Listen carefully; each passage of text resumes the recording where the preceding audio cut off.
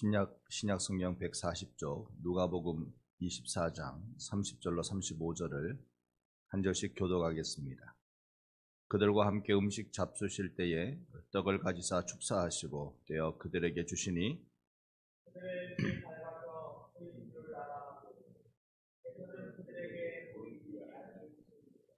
그들이 서로 말하되 길에서 우리에게 말씀하시고 우리에게 성경을 풀어주실 때에 우리 속에서 마음이 뜨겁지 아니하더냐 하고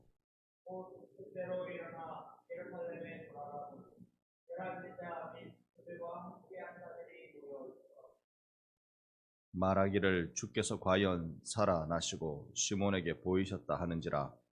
두 사람도 길에서 된 일과 예수께서 떡을 떼심으로 자기들에게 알리신 것을 말하더라. 아멘. 할렐루야. 아멘. 마음이 뜨거워지는 말씀이라는 제목으로 오늘 여러분과 부활 새벽을 맞이하려고 합니다. 세상에는 그냥 자라나는 생명체가 없습니다. 병아리가 되려면 달걀의 껍질을 깨어야 되고 나비가 되려면 번데기의 껍질을 벗어야 됩니다. 우리를 둘러싸고 있는 이 마음의 찌꺼기들, 이것들을 우리가 비우고 또 깨트려내야 우리도 생명체인 우리도 자라게 되는 거죠. 아름다운 것, 그냥 아름다워지는 법도 또한 없습니다. 우리 오리나 백조나 물에 떠있는 고기에 보이는 우아한 자태를 뽐내는 그러한 것들도 실상 그의 발을 보며 물갈퀴가 쉬지 않고 움직이면서 그 몸을 지탱하고 있는 걸 봅니다. 예수님을 따르는 제자라는 이 제자도 그냥 되어지는 법이 없습니다. 말씀이 증거하시는 제자되는 예수님의 말씀을 보면 마태복음 28장에 잘 드러납니다. 교독할 때 그러므로 너희는 가서 모든 민족을 제자로 삼아 아버지와 아들과 성령의 이름으로 세례를 베풀고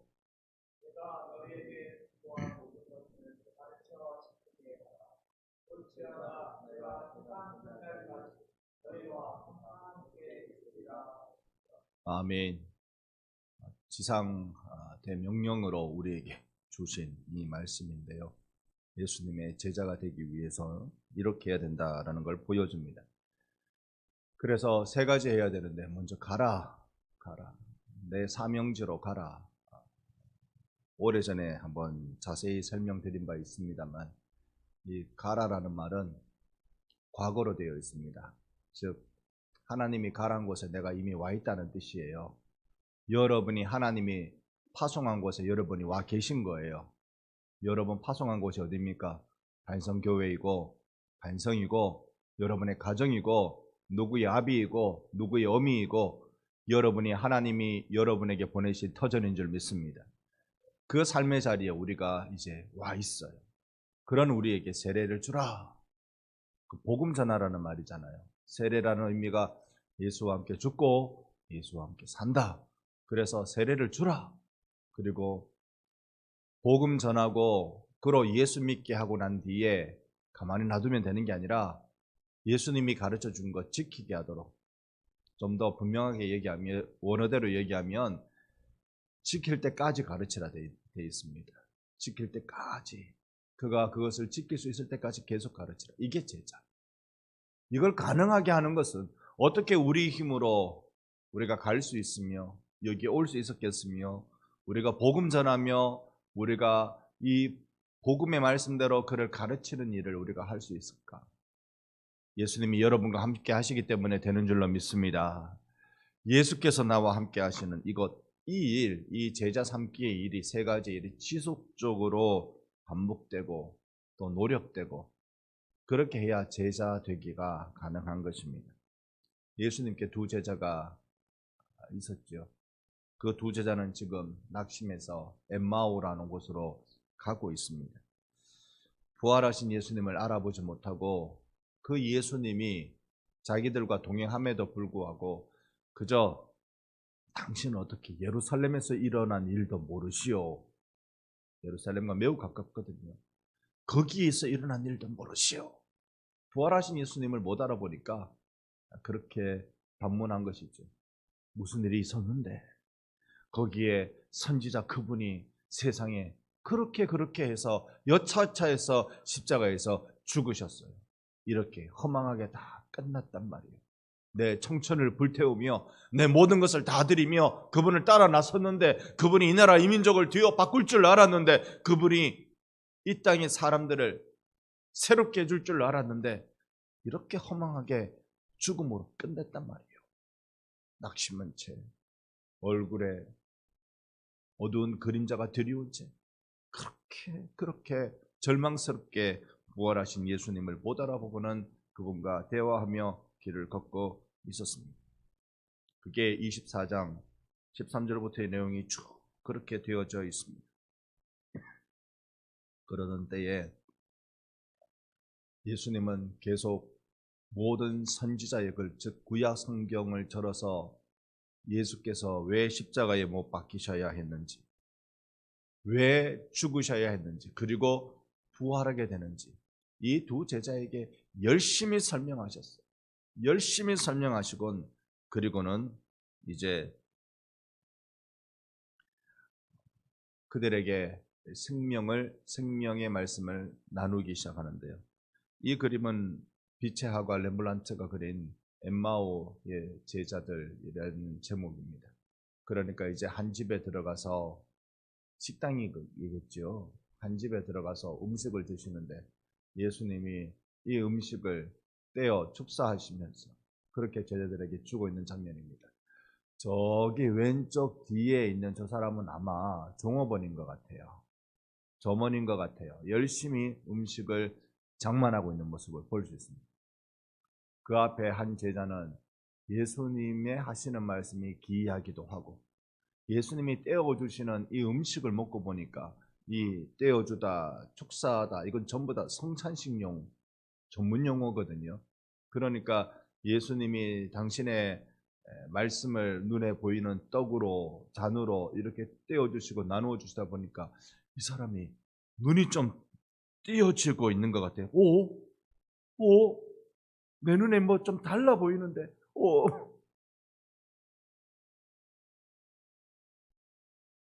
엠마오로 몇 명이 내려갑니까? 2명이 내려갑니다. 한 명은 어디로 가버렸대요? 뒤에 있는 저 사람은 그 점원이고, 예수님도 지금 예수님의 표정을 보면 눈, 코, 입을 통해 정확하게 우리가 읽어낼 수 없습니다만 렘블란트 화가가 그리기는 무표정한 모습으로 뒤로 저만큼 기대고 있으면 무관심한 모습으로 하실 일 다 하셨다는 뜻으로 그렇게 뒤로 의자를 제끼면서 계시는 모습을 볼 수 있습니다. 그 한 명은 어디로 갔을까? 신기하게도 렘블란트는요, 그 한 명을 지금 예수님 발 앞에, 발 아래 엎드리고 있는 모습으로 캄캄하게 그려내고 있습니다. 여러분 눈에 보이세요? 예수님 발 앞에 예수님 발 붙잡고 엎드려 있는 그 모습으로 이 화가는 그려내고 있는 것입니다. 30절 말씀, 오늘 본문 30절 말씀을 우리 같이 한번 읽어보겠습니다. 그들과 함께 음식 잡수실 때에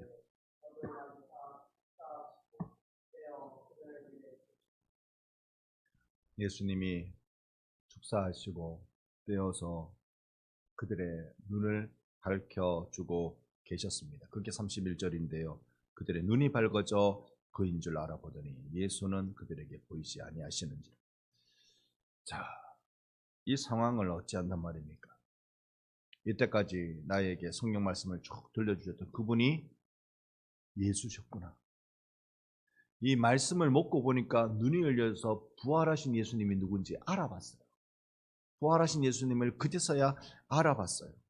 그리고 눈이 밝아져 그분이 예수시구나 깨달음이 딱 오는데 예수님이 이제 떠나고 안 계시는 겁니다. 아, 이 일을 어떻게 하지요?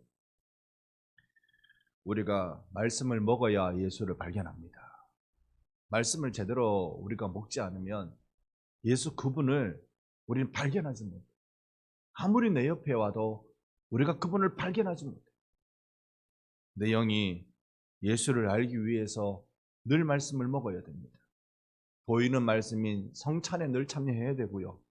정말로 하나님 앞에 준비하며 성찬에 참여해야 되고, 보이지 않는 하나님의 말씀을 받는 주일 말씀 들을 때도 여러분의 귀가 주 앞에 열려져 있기를 축복합니다. 들을 귀가 생기기를 원해요. 그래서 예배 시간에 우리가 잠들면 안 되고요.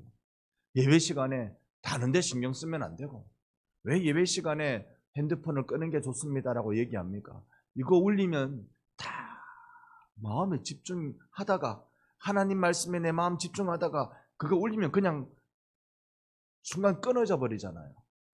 물론 안 그러신 분도 계시지만 좀 분위기 타는 모든 분들이 사실 그렇게 예배 시간에 그래 되면 끊어진단 말입니다. 우리가 예배 시작하기 전에 필요한 준비 다 해놓고, 화장실도 갔다 오고 다 해놓고, 예배 시작하면 주일 낮 예배 딱 1시간이잖아요. 1시간 동안 다시 나갈 일 없도록 딱 준비하고. 왜냐?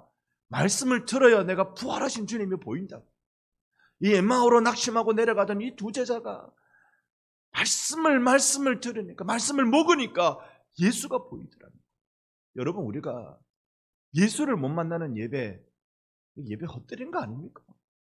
예수를 못 만나면, 그 생명이신 예수님을 내가 만나지 못하면 우리 그 자리에 그냥 시간 때우는 게 되고 마는 거죠. 우리 반성교회는 예배할 때마다 예수 만나는 복이 있기를 축복합니다.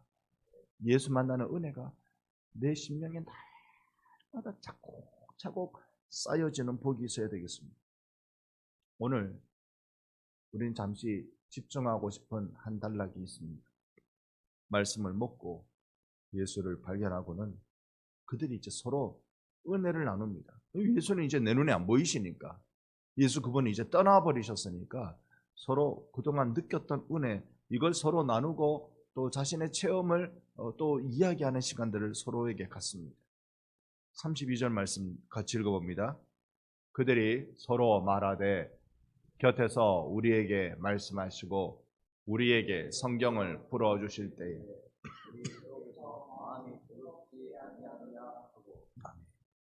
언제 마음이 뜨거웠습니까? 그림에 보았던 그 식당에 가서 마음이 뜨거웠습니까? 아니면 길에서 예수님이 예수신 줄도 몰랐는데 예수님이 그들에게 성경을 풀어주실 때 마음이 뜨거웠습니까? 성경을 풀어주실 때 뜨거웠어요. 여러분, 이 시점을 잘 여러분 기억해 주셔야 이 단락에서 가장 중요하게 여기는 부분을 여러분께 말씀을 나눌 수가 있습니다. 그들은 서로 이야기해요. 우리가 마음이 뜨거웠지. 우리가 그분이 길에서 우리에게 말씀을, 구약 성경을 풀어주실 때, 길에서 말씀을 우리에게 풀어주실 때 사실 그때 우리가 마음이 뜨거웠지. 그 식당에서 성찬식 그 음식을 먹으면서 마음이 뜨거웠지라고 되어 있지 않고요. 길에서 우리에게 말씀하실 때 우리 마음이 뜨거웠지 라고 하고 있습니다. 그러면 이게 뜻이 어떻게 됩니까?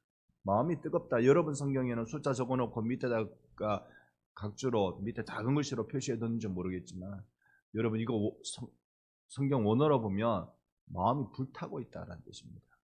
마음이 불탄다. 그러면 이게 뜻이 어떻게 될까요? 세번역 성경으로 32절을 보면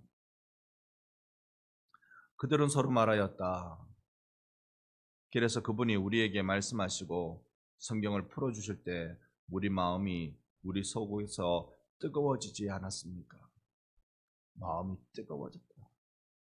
말씀이, 그분이 풀어주시는 말씀을 내가 들을 때 불타오르는 것 같았다. 이걸 애가 탄다, 그렇게 표현하는 게 제일 정확한 표현입니다. 애가 탄다. 마음이 뜨겁다는 말은 애가 탄다. 마음에 부흥이 일어나더라라는 긍정적 의미가 아니고요. 내 마음이 한참 힘들다 이런 뜻입니다. 애가 쓰인다. 마음에 막 갈등이 얼마나 심한지 모르겠다. 예수님이 말씀을 내게 풀어주실 때 내가 얼마나 용이 쓰이든지 모르겠다. 은혜구나, 할렐루야, 천국의 천상의 삶을 누리는구나. 이게 아니고, 이 뜻이 아니고, 정말 예수님 말씀을 내게 주실 때 내 마음 진짜 견디기 어려웠다. 정말 애가 탔다, 힘들었다, 불타는 것 같았다. 그런 표현이죠. 즉 내 마음속에 예수님의 말씀이 깨달아지기 시작할 때, 하나님이 나에게 주신 말씀 내가 깨달아질 때, 그때 내 속에 불이 타더라는 겁니다. 제자는 누구입니까? 하나님 말씀 받을 때 마음에 불타고 애가 타고, 그래가지고 하나님 내가 진짜 어떻게 해야 됩니까? 내가 어떻게 살아야 됩니까? 이 부분에 하나님 나에게 이 말씀을 주셨는데 이것대로 살려니 나 자신 없어요. 자신 없어요. 하나님 어떻게 해야 됩니까? 막 이런 애타는 마음이 막 생기기 시작하는 거예요. 마음속에 불타는 마음이 생기는 것입니다. 그때 제일 중요한 것, 그건 빨리 마음의 찌꺼기를 비워야 돼요. 내 마음의 찌꺼기를 빨리 비우지 않으면 애만 타다 맙니다. 애만 타다 맙니다. 우리가 신앙의 성장이라고 이야기할 때 왜 신앙의 성장이 잘 일어나지 않느냐 하면, 예수님이 우리에게 말씀을 깨닫게 해주실 그때 애만 타다 마니까 그래요. 마음의 찌꺼기를 빨리 비우고 빨리 태워버려요. 그리고는 그 말씀을 내가 꽉 붙들어야 믿음이 자랍니다. 그러지 않으면 늘 애만 타다 말아요. 그걸 착각합니다. 은혜 받았다고. 착각합니다.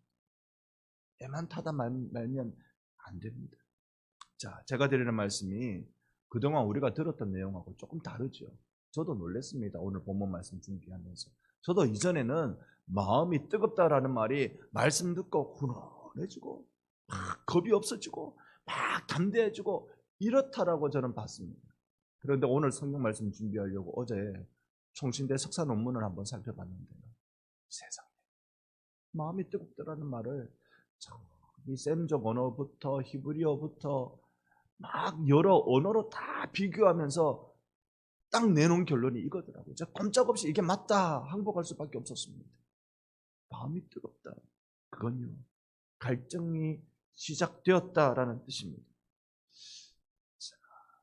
만약에 우리가 처음에 알고 있던 뜻대로라면, 예수님이 내게 처음 말씀을 깨닫게 해주셨을 때 내 마음이 감동이 되었다라는 뜻이라면 33절처럼 되진 않아요. 33절 곧 그때 일어난 예루살렘에 돌아가 보니, 자 보십시다. 언제 돌아가야 돼요? 그때 예수님 주신 말씀에 큰 은혜 받아버렸다면, 길 걸어가는 중에 예수님 주신 말씀에 큰 은혜 받았다면 예수님과 함께 예루살렘 가야죠. 바로 따라가 버려야 되지. 그런데 그때는 마음에 갈등만 일어났어요. 어찌할꼬. 밥 먹으면서 부활하신 예수님을 본 겁니다. 눈이 열려져서 이분이구나. 그러면서 이들이 서로 나누는 거죠.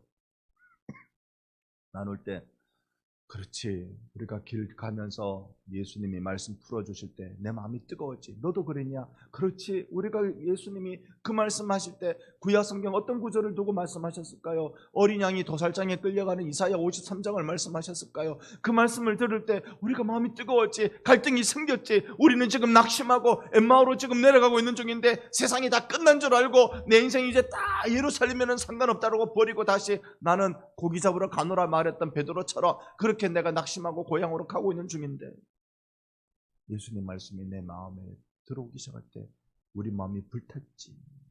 서로 이야기하고 나누는 거. 그래서 소그룹이 중요하고, 그래서 서로 은혜 나누는 게 중요합니다. 나는 이런 말씀에 도전을 받았어. 내가 큰 은혜 안 받았더라도 이 말씀 때문에 내가 갈등이야. 이 말씀 때문에 나 괴로워. 이 말씀 때문에 나는 어찌할 바 알지 못하겠어 라고 서로 이야기할 때 그때로 일어나. 우리가 지금 이대로 갈 일이 아니야. 우리는 다시 예루살렘으로 돌아가야 되겠어 라고 결단하기 시작합니다. 서로 나누고 은혜 간증하고, 정말 중요합니다. 내 마음 그때 뜨끔했다고, 그때 내 마음이 뜨끔해서 어쩔 줄 몰랐다고, 부끄럽지만 나의 연약함을 두고 서로 이야기하고, 역사는 그때 일어납니다. 그때로 일어나 돌아가는 일이 있습니다. 우리 신앙의 부흥은 말씀이 내게 갈등을 심어줄 때 일어나기 시작합니다. 말씀은요, 거룩한 생명의 말씀이 죄인된 우리 인간에 탁 들어오면 우리를 흔들어 버려요. 흔들어 버려요. 그러면 우리 속에 틈이 생기잖아요. 흔들리지 않으면 틈이 없습니다. 이게 마음이 뜨거웠다라는 뜻이에요. 거룩한 말씀이 죄인된 인간에게 심성에 찾아오니까 이게 흔들리는 거예요. 흔들리면서 어찌할꼬가 되는 거예요. 어찌할꼬. 그러다가 이 말씀을 그래 우리 붙들어야지라고 작정할 때 신앙의 성수. 엠마오로 가는 두 제자에게서는 목숨 걸고 다시 예루살렘으로. 오늘 여러분과 제가 부활의 새 역사로 나가기를 소망합니다. 죽은 내용을 깨워서 살아있는 자로 다시 살게 만드는 그 생명의 말씀이 내 속에 나를 흔들어 나로 주님 붙들기로 결정하는 그게 오늘 이 시대를 살아가는 우리들에게 필요한 부활 아니겠습니까? 우리는 죽어 부활할 겁니다. 맞습니다. 분명합니다. 우리는 죽어 부활할 겁니다. 그것만 가지고 있으면 이제 죽을 일만 남은 거죠. 죽으면 돼요. 여러분 그냥 대충 살다가 죽으세요. 그러면 부활합니다. 부활은 안 믿는 죄인들도 부활합니다. 지옥 갈 백성도 부활합니다. 부활은 너나 할 것 없이 다 합니다. 그런데 우리가 부활은 다르죠. 우리는 죽어 부활하는 걸 여기서 맛보고 사는 자들이에요. 그 맛봄은 여기서 내가 죽는 거예요. 내 마음의 찌꺼기를 비우는 거예요. 오늘 이 부활 새벽에 나는 죽고 예수로 사는 기적이 이 새벽과 더불어 주일 온종일 여러분의 심령에 일어나기를 예수님 이름으로 축원합니다. 아멘. 찬송